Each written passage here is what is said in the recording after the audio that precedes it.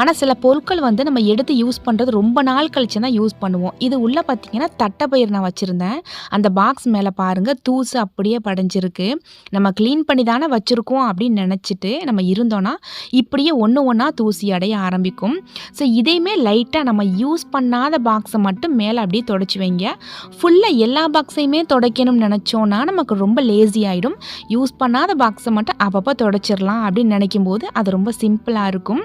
அப்போ நம்ம யூஸ் பண்ணுற பாக்ஸை எப்போ தான் துடைக்கலாம் அப்படின்னு நீங்கள் நினைப்பீங்க. நம்ம சமைக்கிறதுக்கு எடுப்போம் இல்லையா, மிளகாய் தூள் மஞ்சள் தூள் அப்படின்ட்டு, அதை எடுத்து நம்ம யூஸ் பண்ணும்போதே நம்ம கையில் அப்படியே மசாலா தூள் ஒட்டி இருக்கும், ஈரத்தோடு எடுப்போம். ஸோ அதை வைக்கும்போது இந்த மாதிரி க்ளீனாக ஒரு துணியில் துடைச்சிட்டு வச்சுட்டோம் அப்படின்னா எப்போவுமே பளிச்சுன்னு தான் இருக்கும்.